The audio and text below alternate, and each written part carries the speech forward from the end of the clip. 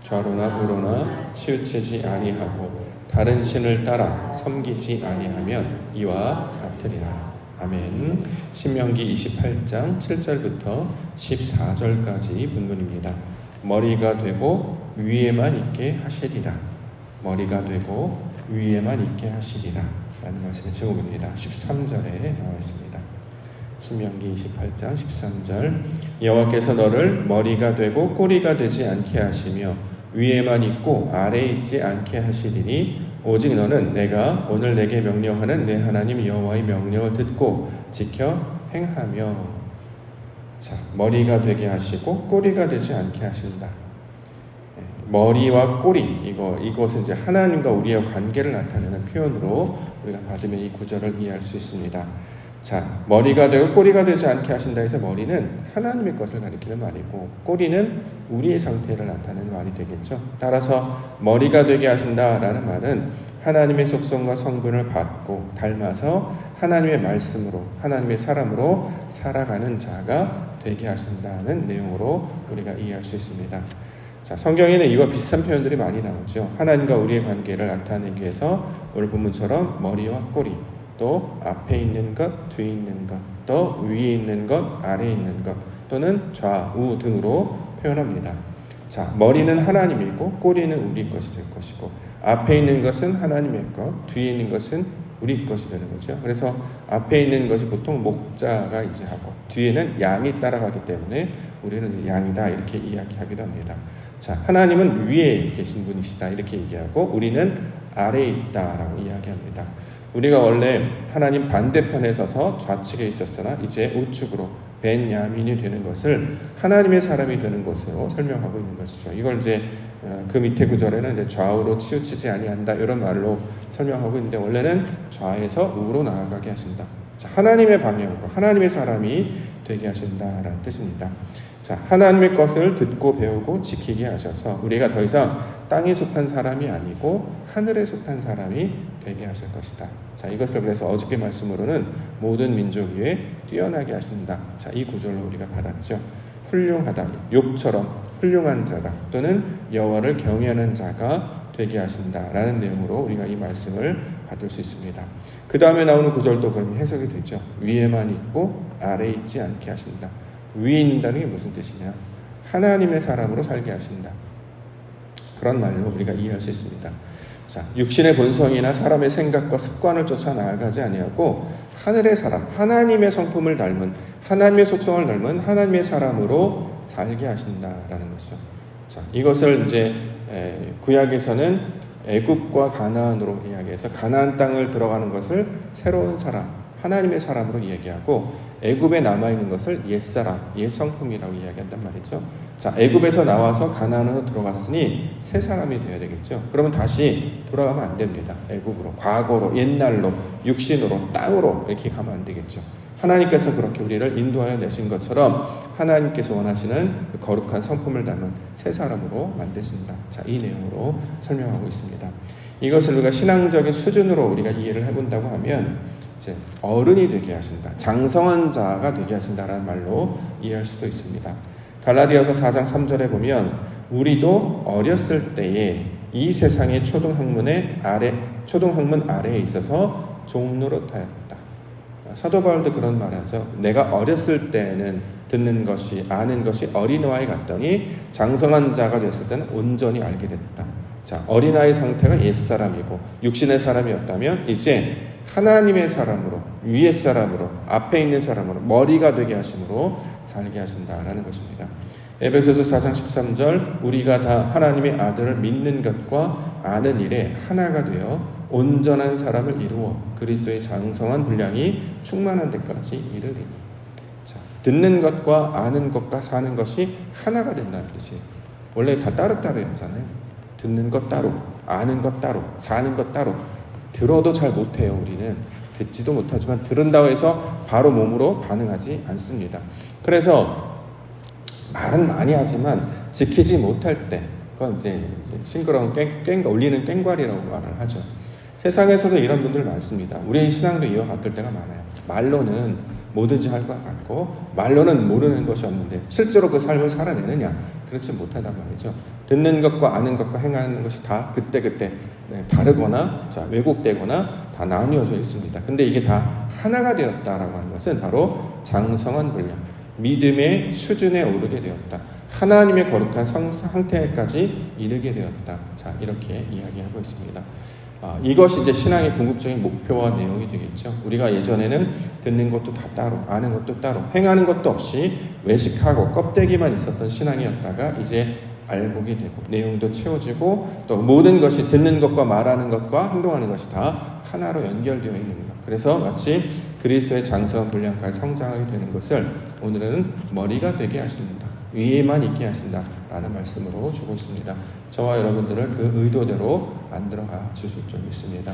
머리가 되게 하옵소서, 하나님께서 원하시는 그 하나님의 사람 되게 하옵소서, 이렇게 간구하며 기도 가운데 나아가시며 하나님 나라 소망하며 나아가는 기도 시간 되기를 소망합니다. 9절들 보겠습니다. 첫 번째, 적군을 패하게 하신다. 7절에 나왔습니다. 7절, 여호와께서 너를 대적하기 위해 일어난 적군들을 내 앞에서 패하게 하시리라. 그들이 한 길로 너를 치러 들어왔으나 내 앞에서 7길로 도망하리라. 대적하기 위해 일어난 적군들, 누구를 가리키는 말일까요? 우리 본성을 가리키는 말이라고 했습니다. 눈앞에 있는 이방인이나 다른 사람들이 아니에요. 그러면 전쟁을 일으키고 남들을 이제 잡아 죽이려고 한단 말이죠. 여기서 말하는 적군은 다른 것이 아니라 하나님의 말씀을 따르려고 하는 본성들, 결국 우리 안에 내재되어 있는 우리의 옛성품들, 우리의 기질들, 육신적 본성들을 나타내는 말이죠. 우리는 하나님의 법을 따르려고 합니다. 그렇죠? 말씀을 듣고 하나님의 사람이 되려고 해요. 근데 누가 막아섭니까? 우리가 막아서는 거, 다른 게 막아서는 게 아니라 우리가 막아선단 말이에요. 그래서 염려, 걱정, 또 근심, 불순종, 게으름, 나태함, 비난, 판단, 이런 것들, 이런 자기의가 마치 대적처럼 우리를 막아서게 된다. 이렇게 이야기합니다. 우리가 삶을 살아갈 때 보면 이런 일들이 종종 발견하게 되는 것을 보게 됩니다.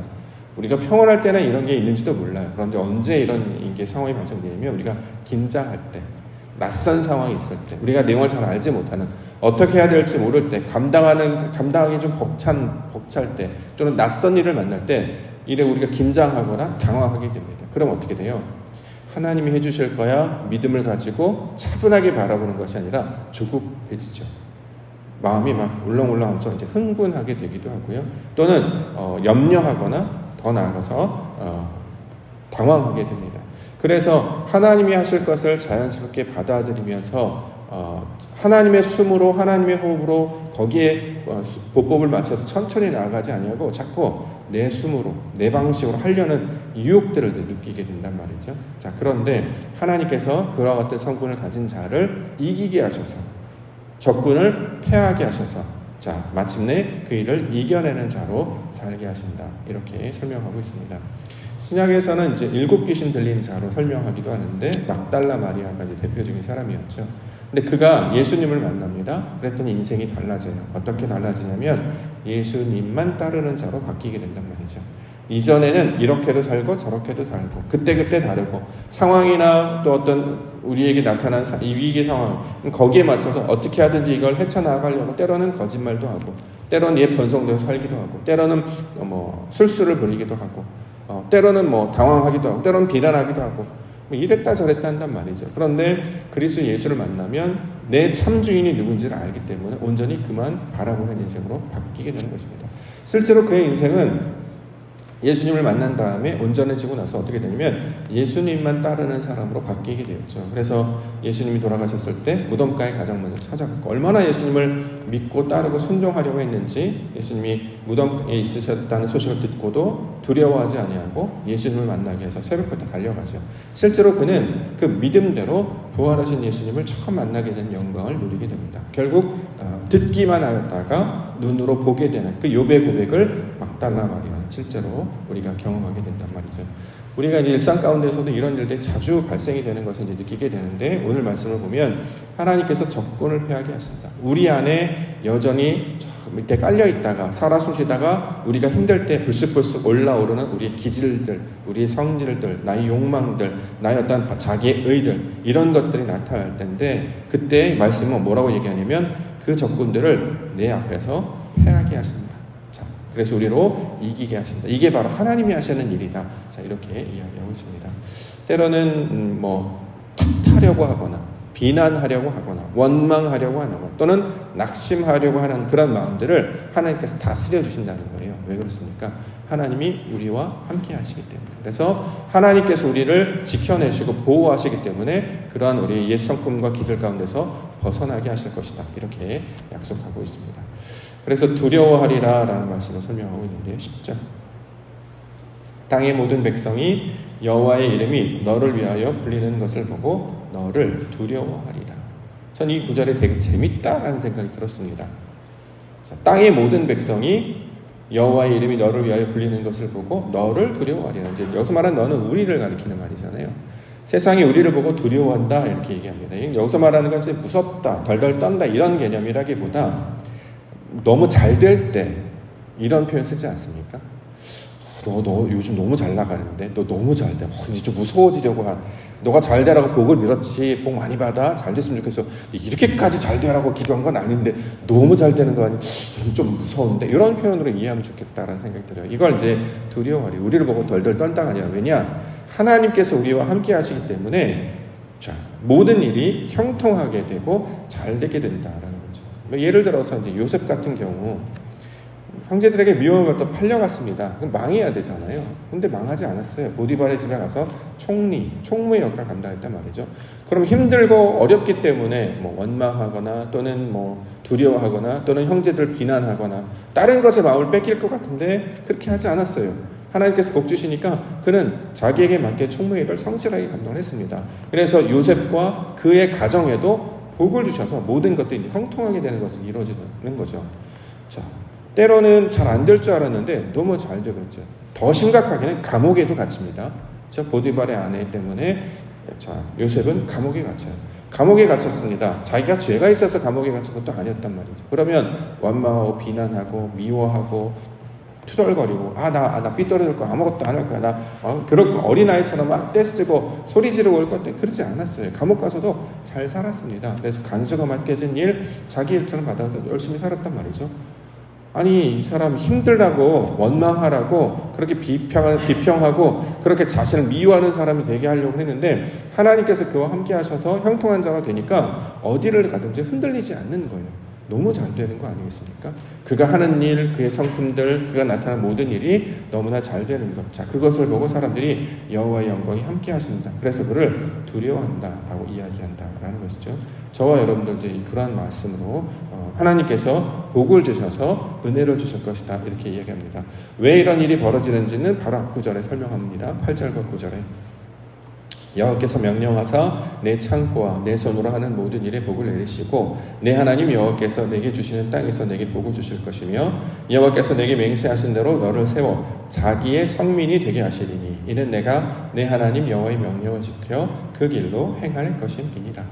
하나님이 복 주시면 하나님의 거룩한 백성이 되게 하시니까 너무나도 잘 되게 하신다. 하나님을 온전히 믿고 따르게 하신다. 그래서 하나님의 사람으로 살게 하신다. 자, 이렇게까지 우리에게 설명을 하고 있습니다. 예를 한번 들어볼까요? 우리 자녀들을 위해서 기도합니다. 우리 자녀들 하나님 아는 자, 믿는 자 되게 해주십시오. 그러면 이제 우리가 가장 먼저 기대할 수 있는 것은 세상에 내어지는 모든 일들 중에 먼저 하나님을 인정하기 시작하는 것으로부터 이제 출발한단 말이죠. 전에는 하나님 이야기하거나 교회 이야기하거나 신앙 얘기하면 들으려고 하지도 않았어요. 또 그 잔소리 치는 그런 얘기 하지 마. 알아서 내가 다 알아서 할게. 그런데 요즘은 하나님 얘기를 하게 되면 그런 것 같아. 인정하기 시작한단 말이죠. 그러면 이제 막 너무 감사해요. 하나님 인정하기 시작했어요. 네가 잘 되는 게 왜 잘 되는 줄 알아? 네가 능력이 있거나 잘해서가 아니라 하나님께서 은혜 주셔서 그런 거야. 그러니까 하나님 잘 믿고 따라야 돼. 너를 의지하지 마. 상황을 바라보지 마. 하나님이 우리와 함께 하셔. 그래 자녀야, 그래 아들아, 그래 딸아, 이제 하나님이 있는 그 자리까지 나아갔으면 좋겠다. 이제 너가 하나님을 인정하기 시작했으니 하나님께서 그 믿음의 길로 인도해 주실 줄 믿는다. 그래요, 저도 동감해요. 아멘, 잘 될 겁니다. 이게 다 하나님 때문입니다 라고 말하기만 해도 너무 기쁠 것 같아요. 근데 그 아들이 어떻게 해요? 예배로 나온단 말이죠. 예배도 나오고, 그렇죠? 하나님의 일을 막 하려고 하고, 더 욕심을 부린다면 막 교회에 이제 해야 될 일꾼들이 많이 필요하기 때문에 내가 좀 이거 좀 해볼게요. 내가 좀 담당해 볼게요. 그래서 빈자리를 채우는 예배자가 되기도 하고, 기도자로 세워지기도 하고, 찬송을 하기도 하고, 헌신을 하기도 하고, 이렇게까지 잘하라고, 이렇게까지 열심히 하라고, 이렇게 잘 되라고, 이제 좀 무서운데 하나님께서 너를 어디까지 인도하실지 너무 걱정이. 이런 표현으로 받으면 좋겠다라는 생각이 들어요. 하나님께서 복 주시면 세상이 깜짝, 너가 이렇게 믿음 있는 자였어, 너가 이렇게 신실한 자였어, 너가 이렇게 하나님의 사람이었어, 그 일을 세상으로 알게 하실 것이다. 이것을 두려워한다라는 말씀의 내용으로 설명하고 있습니다. 마지막으로 12절, 여호와께서 너를 위하여 하늘의 아름다운 보고를 여시사 내 땅에 때를 따라 비를 내리시고 내 손으로 하는 모든 일에 복을 주시리니 내가 많은 민족에게 구워줄지라도 너는 꾸지 아니할 것이다. 우리가 신방 갈 때 말씀 액자 중에 요거 많은 표현들 담겨져 있어서 많이 선물하기도 하는 구절이기도 합니다. 하늘의 아름다운 보고를 여시사, 하늘의 창고를 여셔서 복 주십시오라는 그 내용을 담아서 우리가 축복하기도 하는데요. 자, 하늘의 창고를 열어주신다는 게 무슨 뜻입니까? 결국 하나님을 닮는다 이런 뜻입니다. 하늘은 하나님이 속성을 가리키는 말이었잖아요. 그런데 거기에 창고에 문이 열려서 보고 아름다운 재물들을 내려주시는 거죠. 그럼 내 안에 어떤 일이 벌어지느냐? 하나님을 닮은 성품들이 하나씩 내어지게 됩니다. 대표적으로 지혜, 능력, 성실, 긍휼, 은혜, 사랑, 자비, 하나님이 가지시는 그 성령의 열매들이 내 안에 그대로 맺혀지게 되는 것을 나타내는 말입니다. 이전에는 좀 하면 틱틱거리고, 이렇게 하고 냉소적이고, 그랬던 애가 어느 날, 맞아요, 너 이렇게 말을 잘 들어? 너 왜 이렇게 잘 내 말 들을 거야? 그렇게 할게, 순종하는 아이로 바뀌고, 그리고 험한 말 하던 애가 갑자기 예쁜 말을 하기 시작하고, 그러더니 지금은 좀 어렵지만 하나님께서 해주실 거라고 믿어요. 그럼 믿음의 고백들을 하기 시작하는, 그게 바로 예언이잖아요. 자녀들이 예언한다는 게 바로 그런 뜻입니다. 자신의 상황과 일만 바라보는 자가 하나님이 하시는 걸 보고 하나님이 하실 거예요. 지금까지 우리에게 복 주셨으니 앞으로도 그렇게 될 겁니다 라고 이제 세상의 일을 말하지 아니하고 하나님의 일을 말하는 자가 되는 것. 자, 왜 그렇습니까? 하늘의 보고를 열어주셔서 그가 하나님의 사람이 되었기 때문이 있다라는 것이죠. 그래서 이것이 우리 가운데 나타난 약속의 증거를 주셨기 때문에 우리가 소망을 가질 수 있는 것입니다. 하나님께서 하늘의 보고를 열어주셔서 비를 내려주시면 그 땅이 옥토가로 변화되게 될 줄 믿습니다. 우리도 그렇게 만드시는 거 아니겠습니까? 근데 하나님께서 약속의 말씀을 주고 있단 말이죠. 이런 말씀 매번 하지 않습니다. 그렇기 때문에 우리가 이렇게 본문으로 다루게 되는 그때 이 말씀을 듣게 되었다면 화면으로 직접 냉큼 받아야 되겠죠. 하나님, 하늘의 아름다운 보고를 여셔서 때에 따라 비를 내리시고 우리가 하는 손으로 하는 모든 일에 복을 내려주옵소서. 그래서 어느 분의 고백처럼 나는 빌려준 적은 있지만 한 번 내가 꾼 적이 없어. 남의 도움을 받지 않아도 된다. 이런 뜻입니다. 하나님께서 주시는 은혜와 복으로만으로 충분한 상태.